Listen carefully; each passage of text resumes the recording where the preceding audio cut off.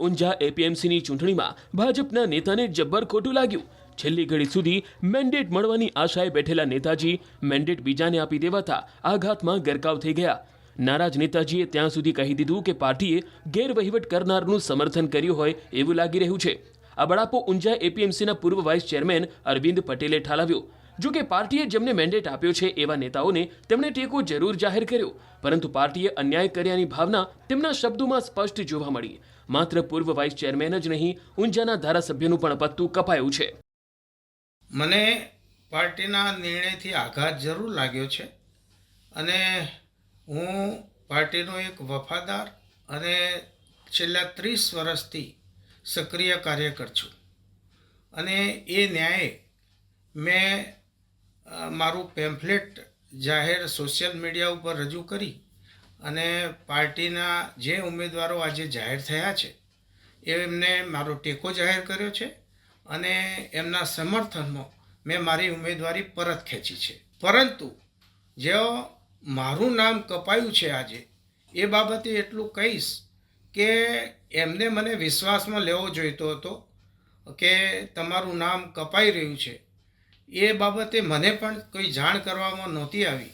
જ્યારે હું છેલ્લા 2 વર્ષથી તેઓની ધારાસભ્યની ચૂંટણીથી લઈ અને એમની સાથે પડછાયાની માફક એમની સાથે રહ્યો છું અને જે કોઈ જવાબદારીઓ એમની હશે એમાં પણ હું હંમેશા સહભાગી રહ્યો છું અને પાર્ટીના એક શિસ્તબદ્ધ વફાદાર કાર્યકર્તા તરીકે છેલ્લા 30 વર્ષથી મેં અનેક લોકસભા અને વિધાનસભાની ચૂંટણીઓમાં મુખ્ય ઇન્ચાર્જ તરીકે જવાબદારી નિભાવી છે।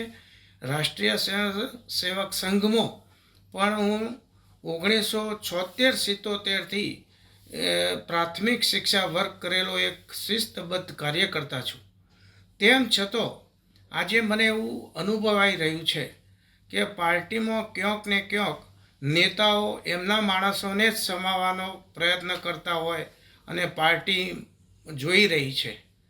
આ મારા જેવા હજારો લાખો કરોડો કાર્યકર્તાઓ માટે નિરાશાજનક છે। ધારાસભ્યનો પ્રયત્ન રહ્યો છે કે એની અંદર એ પ્રમાણિક પણ છે એવું પણ હું માનું છું, પરંતુ જાહેર જીવનમાં તમે આવડા મોટા પદ ઉપર છો તો એને ન્યાય જો ન કરી શકાય તો એ નિરાશાજનક છે અને પાર્ટીએ પણ એમને સપોર્ટ કરવાની જગ્યાએ ઘણી ગેરવહીવટ કરતા લોકોને સપોર્ટ કર્યો હોય અને એવો નિર્ણય થયો હોય એવું હું આ ચૂંટણીના મેન્ડેટમાં અનુભવી રહ્યો છું। નામ કપાયું ન કહેવાય, પણ પક્ષે જે મેન્ડેટ આપ્યો અને એ અમારી સાથે ચર્ચા કરીને નક્કી થયેલું હતું અને અમે જે મેન્ડેટ આવ્યો છે એ પ્રમાણે હવે મેન્ડેટના જે નામ છે એના ઉમેદવારોને જીતાડવા પ્રયત્ન કરવાના છીએ। સાહેબ, આપણી સાથે પૂર્વ વાઇસ ચેરમેન અરવિંદ પટેલ હતા, એમનું નામ પણ કપાયું છે, શું કહેશો? ખાલી તો પક્ષને જે નિર્ણય કર્યો અને એ દરેકે માન્ય છે।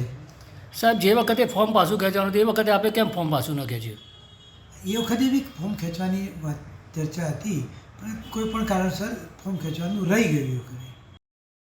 ભાજપે મેન્ડેટની જે યાદી જાહેર કરી તેમાં ખેડૂત વિભાગમાં 10 ઉમેદવારોને મેન્ડેટ અપાયા, જ્યારે 4 મેન્ડેટ વેપારી વિભાગમાં અપાયા। પૂર્વ ધારાસભ્ય નારણ પટેલના પૌત્ર સુપ્રીત પટેલને ખેડૂત વિભાગમાં મેન્ડેટ મળ્યો છે। ઊંઝા એપીએમસીની ચૂંટણીને લઈ છેલ્લા ઘણા દિવસથી રાજકારણ ગરમાયેલું છે। ભાજપનો ઈરાદો ચૂંટણી સમરસ કરવાનો હતો, પરંતુ ભાજપના જ 3 અલગ અલગ જૂથ સક્રિય થયા।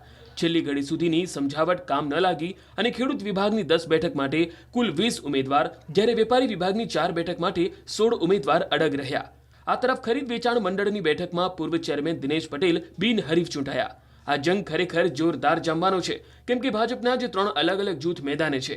એક જૂથ ઊંઝાના ધારાસભ્ય કિરીટ પટેલનું છે, બીજું પૂર્વ ચેરમેન દિનેશ પટેલનું છે, જ્યારે ત્રીજું જૂથ પૂર્વ ધારાસભ્ય નારાયણ પટેલનું છે। 16મી ડિસેમ્બરે ઊંઝા એપીએમસીની ચૂંટણીનું મતદાન થશે।